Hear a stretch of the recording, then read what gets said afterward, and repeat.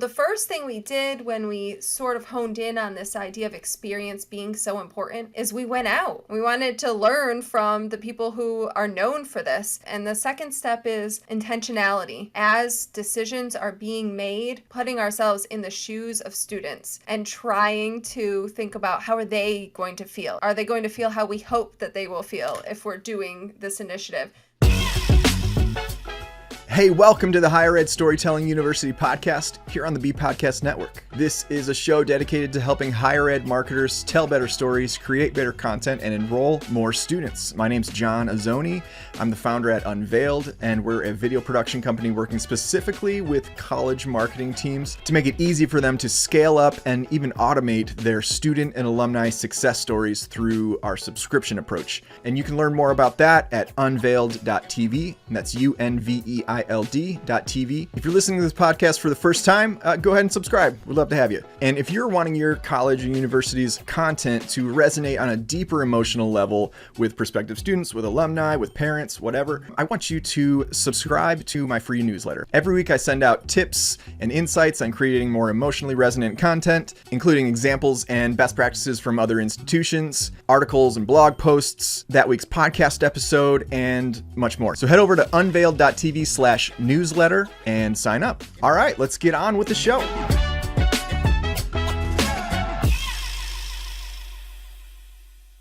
My guest today is Allison Turcio. Allison is the Assistant Vice President for Enrollment and Marketing at Siena College, and she is also the host of the application podcast on the Unifying Network. And in this episode, we talk about storytelling from the perspective of creating really positive student experiences that foster belonging, and how doing that creates the environment for student success stories to emerge and thrive. So let's dive in. Here's my conversation with Allison. Allison, thanks for joining the podcast here today. It's great to have you on. I'm so happy to be on. We've been talking about this for a while, really. Yeah, so I've enjoyed following your podcast. Your podcast is the application on Enrollify Network. Yes, that's it. That's the one. A lot of good guests on there. I appreciate like the snack-sized, kind of approach. They're like 20-minute long episodes. I think it's been good. Thank you. Yeah, we try to keep it really short and actionable because you might not have time. And there's so many great longer higher ed marketing related podcasts out there. And so a higher ed marketer only has so much time in the day. So I was trying to get something going that fit into their schedule so that they could still maintain the other really great podcasts that I know that they're listening to. Yeah, for sure. It's great. I like it. So today we're talking about creating an environment at your institution where the student experience is so great that they want to spread the word naturally, tell their own story. And you are coming from Siena College. And so tell me about Siena. Let's just give us a broad overview of Siena and your role there, and then we'll jump into that topic. Cool. My favorite topic is talking about Siena. Second favorite topic is talking about higher ed. So this is perfect. So Siena College is a small regional liberal arts private college, Catholic college, just outside of Albany, New York, which is New York State capital. And we have about 3,400 students. They're almost all traditionally aged undergraduate students. So you can imagine, if you know much about higher ed, Siena is not the type of college that should be winning right now, right? And the cliff is going to impact colleges like Siena the most, but we're doing really well. We have our highest enrollment ever at the college right now. And so really exciting times at Siena. And it's a combination of the college investing in really strategic things like marketing investment, but also being really smart about the new programs that it's bringing online. And so we're really reaping the benefits of those two things colliding at the same time. We just finished first year of our new strategic plan, and the centerpiece to that strategic plan is experience, the employee experience and the student experience. And so that's why this is what we're chatting about, that topic today. That's awesome. Congrats on, the enrollment numbers and stuff like that. We don't see things going in that direction. No, we're on paper. If you looked at us, you'd be surprised that we're doing that right now. Yeah. Yeah, that's awesome. Okay, so one thing I've started to ask guests on the show is, and I didn't prep you with this question, so we can edit this if you need some time to think. What's something that people would be surprised to learn about you? Surprised to learn about me? I'm a huge geek. Really, I am. I've I'm the kid who sat in the front of. Well, maybe that won't be a surprise. Probably it won't be a surprise to any of you who have ever talked to me, but I'm actually a huge dork, huge geek. I'm like sit in the front row of class. Loved school my whole entire life. I read more than 50 books a year. I Oh my was in gosh. high school. I was president of the marching band. I mean, you don't get much more geeky and dorky than me. That's great. I was the opposite. I was in a punk band, sat in the back of the class, fell asleep. Everything that you would imagine that life to look like, that was me. But I hung out in the art room a lot. So like I excelled there, and my parents were like super glad that that worked out for me. They were like, he actually made it to college, and and it actually has a wife and 2 kids, and they're all not starving, you know. So They let it play out. They played it just right. yeah, that's awesome. Okay, cool. Good to know about you. So give me. Oh, you told me Siena College, Franciscan and Catholic institution. So Yeah. what makes it like a Franciscan? Is that a different thing? Yeah, so Franciscans are friars. Some of them are priests, but all of them are at least brothers. They're the guys that wear the brown robes, right? With the 3 knots. So if you've ever seen, and also the best way to understand where Franciscan comes from, I mean, the Pope, the current Pope, took his name of Saint Francis. That is the leader of the Franciscan movement. So a lot of the things that you hear that the Pope is really behind, especially with climate change and caring for the environment, those are all very important Franciscan values. But the values are things very universal, I think, that people resonate with. Compassionate leadership, inclusivity, care for the environment, being other centered versus self centered, being relationship centered. So that's really the ways that we try to live the Franciscan tradition. And we still do have friars on campus. They teach. There's one that works on the enrollment team, there's one that runs the international programs office. There's one that's vice president of missions. So it's kind of cool that we still have them really integrated with our community, and they're well known by the students. Do they wear brown robes every They day? do. They do. Ah, They cool. don't have to wear them everywhere every day, but they mostly do. Yeah. That's awesome. Speaking, I mean, I like this pope. I don't follow popes, too much in my life, but I like this pope. We think we've got a good one right now. I like his kind of philosophies and his kind of just balance of like, humanity and like you said, climate change and things like Yeah. that, and not Yeah, getting he's sucked very, into like the politics and all this stuff. yeah, he feels very human, right? So whether or not you agree perhaps with some of the tenets of Catholicism, his approach is very human. Yeah. Whereas the last pope was more intellectual. Yeah. Okay, let's move on. So talk about how do you go about fostering a sense of belonging for students at Siena College? What kind of like programs, initiatives do you have? What have you found effective? Well, the first thing I'd say we found effective is that going to other colleges who are doing this really well and listening and seeing how are they doing this and how are the students feeling about what's happening at those colleges. So we have visited a couple colleges. One of them is Texas Christian University. They're very well known for their student experience. This summer we went to James Madison University. So the first thing we did when we sort of honed in on this idea of experience being so important is we went out. We wanted to learn from the people who are known for this. And so that was the first step. And the second step is intentionality. As decisions are being made, really putting ourselves in the shoes of students and trying to think about how are they going to feel? Are they going to feel how we hope that they will feel if we're doing this initiative? So there's a decision making and a cultural component. Of course, there's lots of tactical things to execute on when you're trying to do this. But I think those 2 things were more important than any of the tactical pieces that we've implemented. Yeah, going to just seeing what's already working is huge. That's like advice that applies to, content marketing, storytelling in general, especially like on social media and things like that, where it's always changing, always changing. The algorithms are changing. Just go look at what's already working. Yeah. And then iterate from that. And I think that's a good way to kind of apply that to the student experience, just looking at what's already working. What are students naturally responding to, versus what you assume they would respond to if you were to just make assumptions and then implement, programs. So Yeah. And I think what we found is it's not add this specific thing, add this event. TCU does a concert almost every weekend at their stadium when there's not a football game. That is not on budget for Siena. That's not going to happen.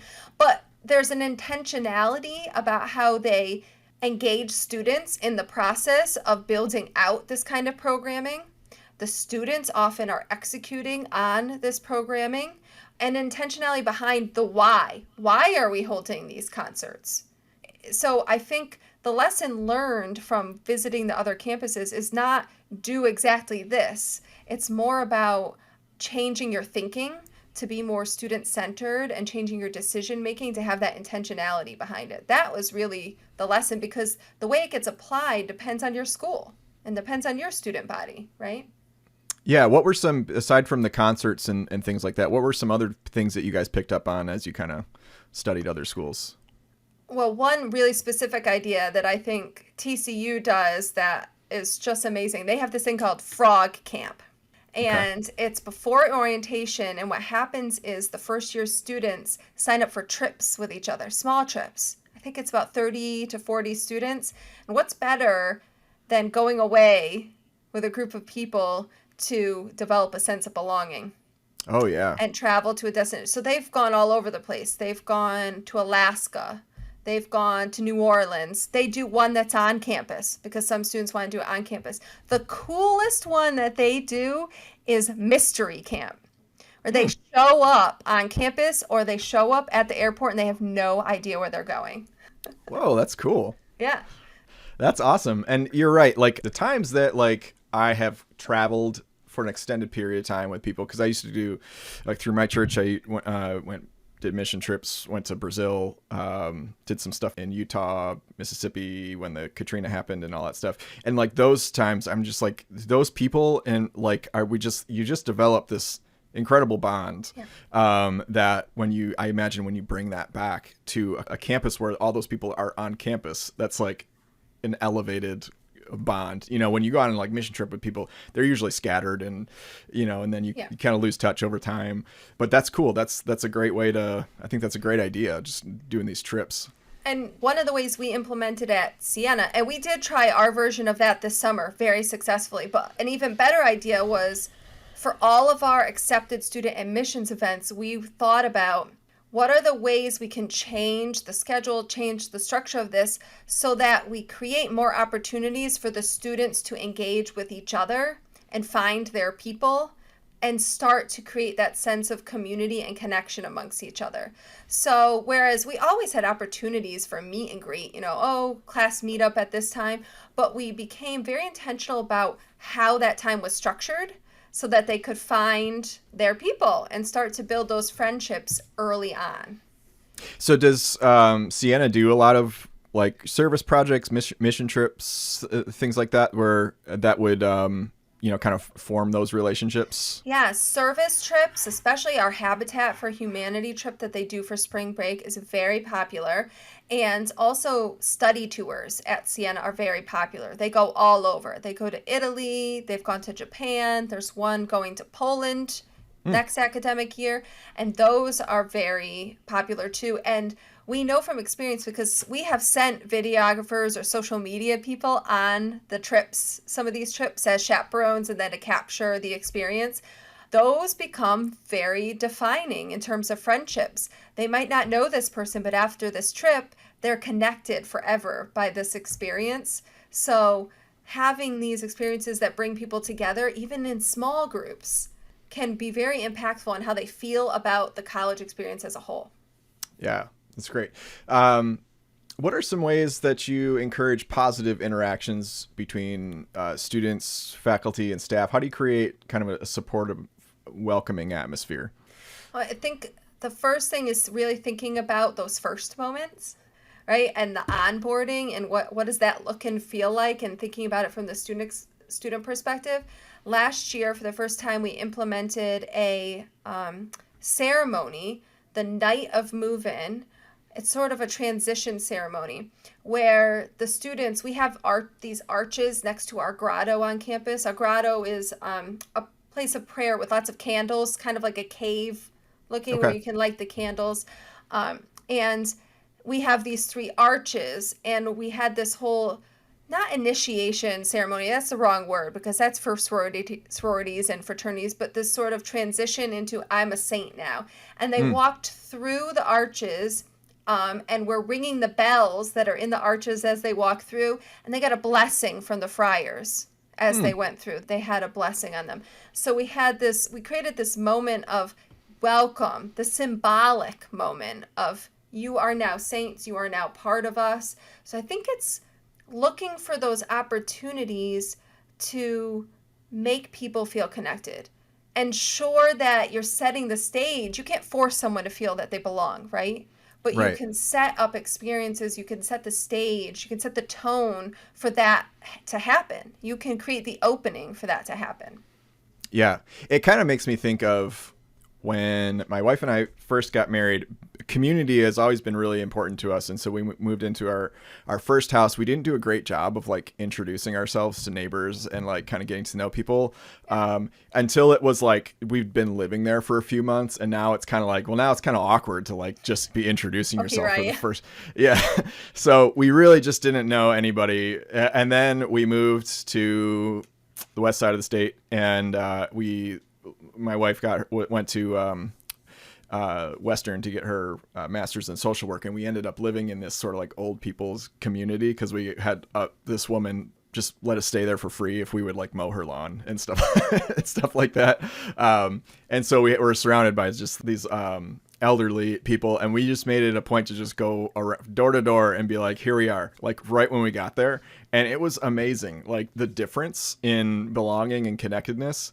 Like my next door neighbor, him and I would go golfing, and stuff like that, which is like a world of a difference from just like not knowing people. Yesterday, I joined a new gym, and yesterday was my second day, and I actually was thinking this very thing, where it's like awkward, you're like coming into an environment where you're kind of vulnerable. Everyone's been there for a while. Some people, maybe some people are new, but and I just kind of harken back to that, like, all right, I have to go introduce myself and meet some people. So like just getting over that hump, meeting a couple people. And it was like, when you break that seal, like people are so willing to be like, oh yeah, that's my name. Like, tell me about yourself, blah, blah, blah, blah. So, but yeah, like those first moments, cause I feel like if you wait too long to create that belongingness, it becomes awkward, And now more than ever, if you're thinking about traditionally aged college students coming out of high school, so the ones that are starting this year as freshmen in college, the pandemic hit them March of their freshman year of high school.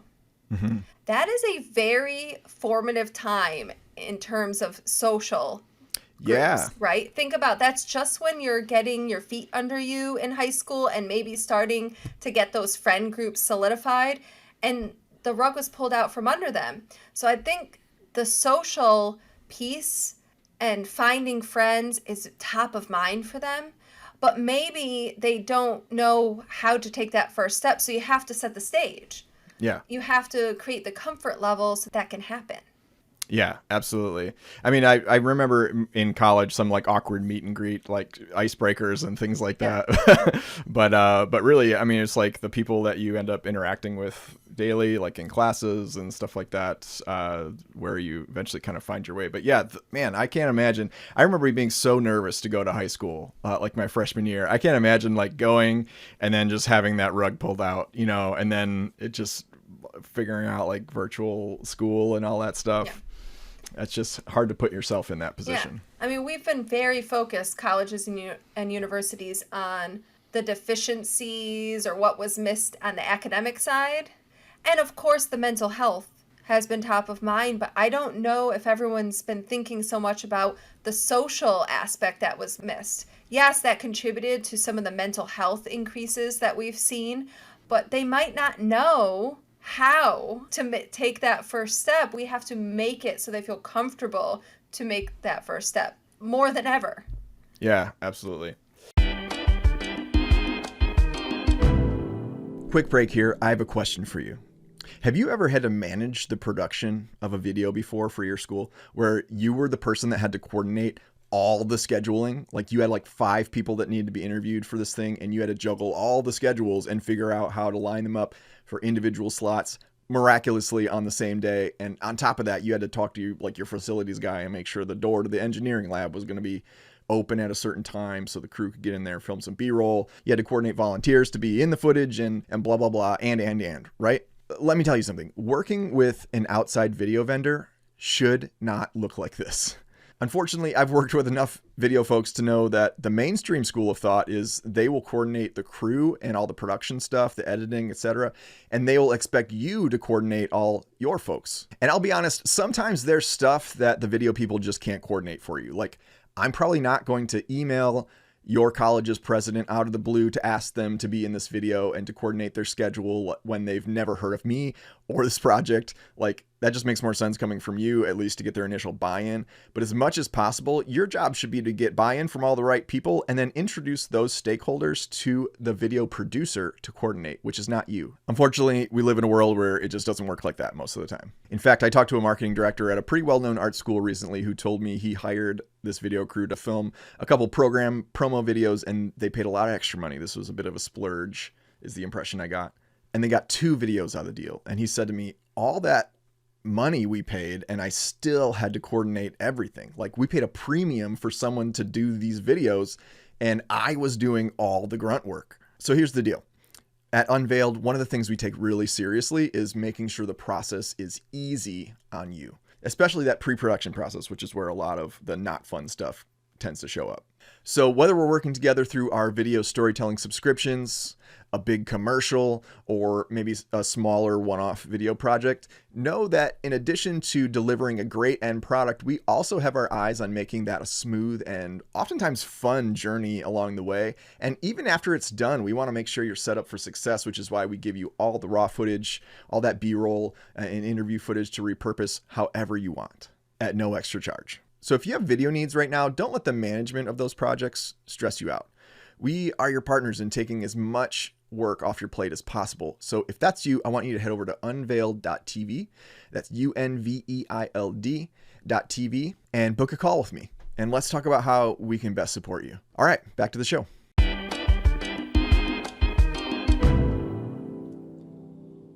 What about like faculty and staff? Like, what role has Siena faculty and staff played in making students feel comfortable, feel like they can open up? How do you like foster those connections? I think, honestly, we tried to start that with the admissions team. When we talk about Franciscan, and earlier I said that Franciscan is all about relationships, right? Everybody is in relationship with one another. We're in relationship with the earth, the environment. And the way that we do recruiting, and I do call it recruiting for Siena because that's what we're doing. Admissions is, we admit students to the college, but we're recruiting to the college, right? There's 2 different kinds of colleges out there. Ones that have admissions offices and ones that have admissions offices, but mostly they're recruiting. Explain the difference to me. Well, some people are deciding on the exact right makeup of who gets in. Okay. They have such a grand name, they don't need to recruit the students. That, you know, it's the high yielding versus the lower yielding schools, right? But our admissions team creates these one-on-one relationships with students, hundreds of one-on-one relationships, because our entire communications flow is built up to be one-on-one. It is not, let me tell you about the School of Business at Siena. Now let me tell you about undergraduate research. That's not how it goes at all. What we try to do is tell me about what you're picturing for college. Mm-hmm. We ask questions like that. When you think about your first days of college, what comes to mind?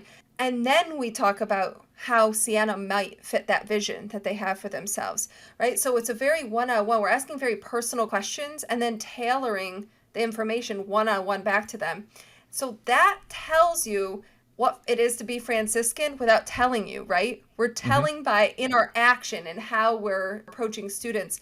And I think that is super important for sort of defining. So employees, faculty, staff, administrators, we have to think about how we act, how we portray what it means to be part of our community in our actions, not just being able to rattle off a mission statement or rattle off the core values, right? You'll sound a lot like other colleges when you do that, but For sure. how we approach our students, we show them how we're different and show them what it is to be a member of the Siena community. Yeah, I like that. And I think just that one-to-one approach. And, we talk a lot in this podcast about like mass communications, like creating a video, putting on YouTube or email newsletters or whatever like that. But there is so much power in just getting real granular and just connecting with one person and getting to know that one person and kind of helping them like onboard them. I was at a preview day last week. I was standing next to one of the admissions counselors, actually the admissions counselor who is assigned to our most local region around Siena. His name's Jim. And I cannot tell you the number of families coming up to Jim. Oh, Jim, this, Jim, that. They feel like they really, really know him because of how the admissions team approaches this. It's really impressive. Now, Jim usually it takes, after a couple quick questions, he'll remember who this family is. But sometimes they don't remember exactly who the family is, but because 40% of our class comes from right around Siena, right? So that's a lot of families for Jim to be able to track in his mind, right? That he's had conversations with. But the thing is, they all feel like Jim knows them and I know Jim. That's really important. Super important. I remember a college recruiter that came to my high school and formed a relationship with me. And then I went to some it was like, I don't know what it was, like an event. There was like a bunch of art schools there and the recruiters were there and you bring your portfolio and you show all these colleges, whatever. And then she sought me out and she knew my name and she went and found my parents and was like, we want John to come to our school. And like, now I realize like that was like her job, but I like really felt connected to the school because somebody took an interest in me personally. We can't lose that. It's so easy to, though, because now we have so much data. We have CRMs, automation. That stuff runs the risk of taking the human side out of what we do. And so we try to really pay attention to keeping in an intentional way the human approach in what we do across the board. And we're really hoping that that does something for the student experience. That makes the student experience special. Yeah. And we were talking about just, how that leads to natural storytelling, like people that just now have been affected and want to share that. Like, can you think of any examples of maybe where that's occurred? Well, you just did one. So thanks, John. Yes. I mean, your example is exactly, I'm not the first person you told that story to, right? Right. Yeah. And so we create these moments where that happens. I think the best example for us and the most rewarding thing for us is we put together a senior class video. And the videographer on my team goes out and interviews 20 plus students. And what they say is not generic. What they end up saying is stories. And that's the difference. Can you produce a senior class video in the end that's saying sort of generic things like, oh, this was a great experience, best 4 years of my life. Everybody has students who say that. Or are they talking about how Dr. Leroux, I would not be on my way to medical school if Dr. Leroux didn't help me every step of the way. That's the difference, I think, really, in what you're going to get in the quality of storytelling. It's in the real detail, real characters, real detail, right? Yeah. Yeah, for sure. Like, what would be the output of that, like your videographer going around? Is that like one video and he or she is mashing up all these responses or? Yeah, it's a mashup that gets played at commencement, but then we use it. You know what? We often use it to open up our admissions info sessions because what's more valuable? An admissions counselor standing up in front of that room giving the spiel or letting our students be able to tell that story. And so what we're finding is that we have way more opportunities to let the students tell Siena's story in our marketing as well. But I think just naturally, we know we are marketers. We work in this. When you're creating experiences like this, you're driving word of mouth. So they're not just saying that stuff on camera. I'm confident to my videographer. That's what they're saying to their parents. And that's what they're saying to their family and their friends. And I'd put myself out of a job, truly, because I would love to see a world where colleges across the board are making the experience so valued, so good that I don't need to market to them. I don't need Yeah. to advertise, and fixes our higher ed reputation problem we have where people think college isn't worth it anymore, Yeah. or the cost is way too high. We could fix this, all everyone. We could, if we really focused in and on the student and their experience, and we ensured that that's what's happening. And those stories, like the stories are the most powerful Yeah. thing. I mean, I think if you're going to have a fundraising event or anything like that, it's like, that's the stuff that matters. I read, there's a book I like called Stories That Stick. And she, Kendra Hall, she is the author, talks about how she consulted with this, what is it, like a medical organization. And then they had like this yearly kind of like fundraiser or whatever. And normally they would choose like the big shot doctors and surgeons to come and talk about the impact that they're making. And then when she came on board, she was like, no, let's hear from patients, who have had, a great impact, and we don't care what their pedigree is. And I don't know what the stats were, but it was like monumentally, more money, more outcome, because people don't really care about, I mean, they care about your president and the staff and stuff like that. But what they really care about is like, can they see themselves in this student's story? For their son or for their daughter or whatever it is. Yeah, we have a commercial one of the commercials that we have, one of the 30-second spots we have is entirely student voiced. And it's just what they say about Siena mashed together in a commercial. It's very emotional versus rational approach. We try to run both because the mix works too, right? Sometimes we're appealing to the rational and sometimes to the emotional. But I do think it's so powerful, but you have to be creating an environment where that's possible. So I think when we start thinking about student stories and students as ambassadors, and a lot of the times we go right to marketing. Right. We go right to who can produce this video and who can. No, it has to start with they have to have something worth talking about. Right. Which is not just marketing. That's everybody. So when you get everyone thinking that way, I think it can be really powerful. We're hoping. We're not perfect at this. This is what we're working at Siena, right? This is what it's all top of mind. It's what we're trying to center ourselves around. So it remains to be seen, but that's what we're hoping, because there's an arms race in marketing and advertising spend. I'm sorry, there is. And we're not going to be able to keep up with it. I can't more than double my marketing budget.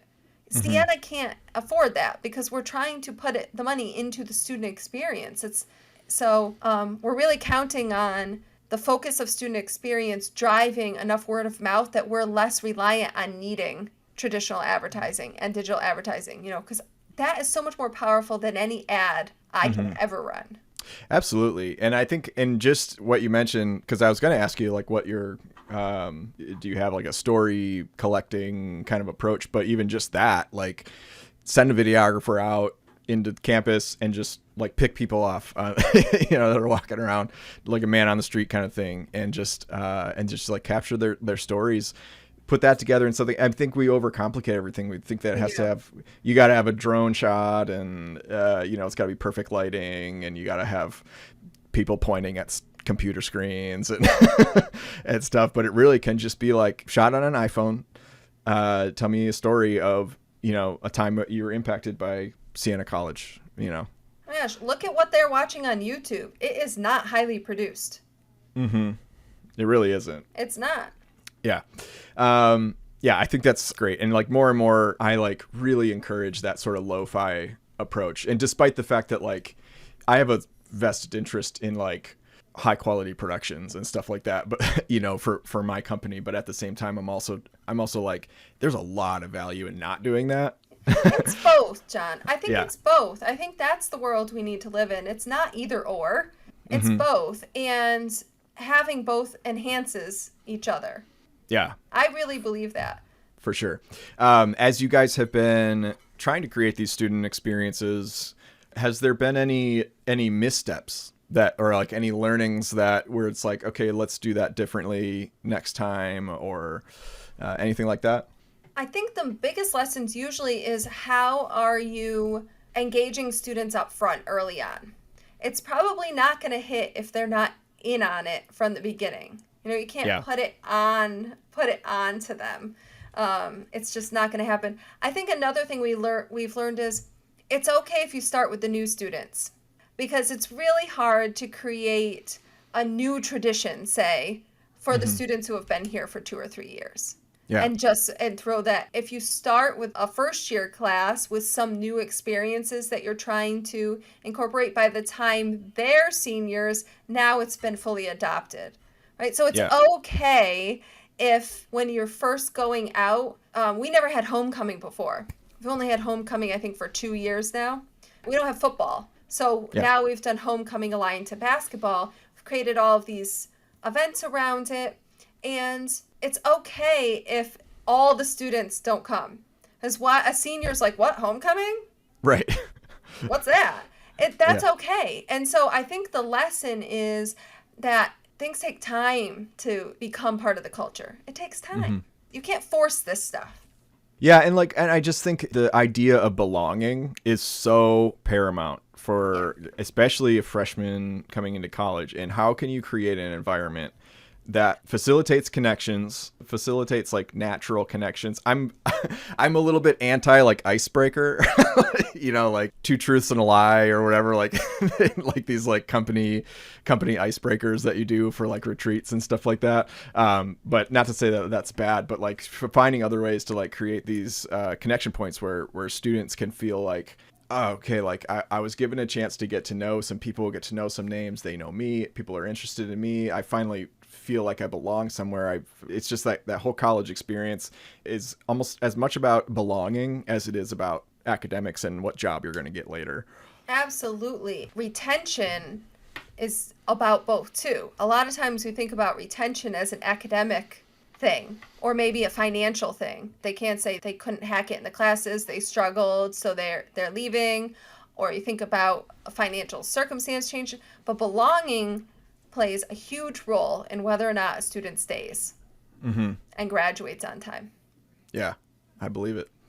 Well, cool. This has been great. What would you, what final words of wisdom would you give to colleges who are wanting to create deeper emotional connections with their students? Find one initiative that people can rally around. So whether it's the onboarding, whether it's we're going to start a homecoming, whatever it is, something that crosses a lot of different departments, and you're going to take a student-centered approach to building that initiative and a collaborative approach to building that initiative. That is going to start to get this idea of student experience being so important and student-centeredness being so important into people's minds and their behavior and into the culture better than any marketer or any leader at the organization, top-down kind of approach saying, all right, I want everything to be this way now, right? We have to work our way through this. This isn't something you can just snap your fingers and say, this is now our focus. You have to work at it. So I think picking an initiative that crosses a lot of different divisions of the college, brings a lot of different people together, and really you work through it as a group about, and you check each other on staying student-centered in how you're making those decisions. I think that's where you start. So you don't have to start with everything.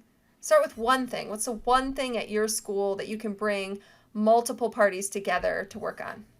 Yeah, and when you say student-centered, what does that look like versus what does it look like to not be student-centered? Well, so I often have heard that, student-centered means we're going to have to say yes to everybody. Yes to everything a student wants, which is a big problem on a college campus. We can't give everybody A's, right? We can't say yes to everything. But I always use this example. The admissions office says no to the most amount of students of everybody on our campus, right? They tell them no, they can't come to Siena. And the financial aid office has to say, no, I'm sorry, we don't have any more financial aid to give you. Those are hard no's to deliver. But so how can you be doing that? How can it be a no, but someone still feel valued? Someone still feel heard? Someone still feels connected? I think that's really what student-centered is about. But also it's about using student insights to make your decisions. Yeah. Collecting all of the data you can, all the stories that you can, because stories can be qualitative data for sure, to inform the actions that you're taking.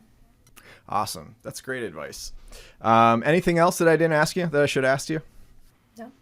Good. All right. Awesome. Well, where can, first of all, I encourage everyone to go listen to the application podcast. So where are you? Like, is there another season coming out? Like, what's the future for that? Yeah, I have another season coming out this fall. So keep an eye out for that. It's going to be a 13 episode season. I've already started recording, have some really awesome, great topics. The first one is on first gen students and web user experiences and marketing to first gen students. So don't miss that. That's interesting. So when you do a new season, do you release them all at once or do you kind of drip them out? They're released every other week. Okay. Yep. Cool. I like that. Maybe I'll start doing seasons because that seems a little more palatable, you know? Yeah. every week I'm just kind of like, okay, gotta get it out. Gotta get an episode it's a churn. out. Yeah. I try to get ahead as much as I can, but I do like the idea of doing seasons and just kind of like just banging it all out and then just kind of dripping them out, you know? Yes. So where can people connect with you at if they have questions, if they want to learn more about Siena? Well, if you want to connect with me, I actually have a website, AllisonTurcio.com, that you can go to, but I'm very active on Twitter and LinkedIn. You'll find links to those on my website. I also publish a newsletter for higher ed marketers called the Higher Ed Marketers Digest, where you'll find that on my website too. You can sign up for that. It's really just a collection of the awesome podcast, the awesome blog posts, the awesome LinkedIn posts, the tweets that our industry is putting out, and I just try to put them all in one place because it's really hard to track them all over. So I try to just collect them for everybody so that you can kind of skim through and see what's most valuable to you. I agree. I am a subscriber to this email list, and I just recently subscribed, and I got my first installment the other day. It was very helpful, very like jam-packed with tons of links, like a great roundup of like, you know, higher ed marketing stuff. So I think everyone should go subscribe to that. All right. Awesome. Well, thanks so much for being here. I appreciate you coming on the show. Thanks, John. Thanks for listening. 3 things I want to give you before you go. Number 1, reminder to sign up for my free weekly newsletter, all about creating content that resonates emotionally with your audience. And you can do that at unveiled.tv/newsletter. Unveiled is spelled UNVEILD. Number 2, if you've enjoyed this episode, share it with someone. Share it with your team, your boss, your dog, whatever. And if you're not already subscribed, I'd love for you to do that. Number 3, reach out to me. If you have comments, questions, you want to talk about a video project, whatever, my email is john@unveiled.tv. John is spelled JOHN. Or follow me on LinkedIn. If you're searching for me, my last name is spelled AZONI. That's all for today, and I look forward to catching you on the next episode of the Higher Ed Storytelling University podcast. Thanks.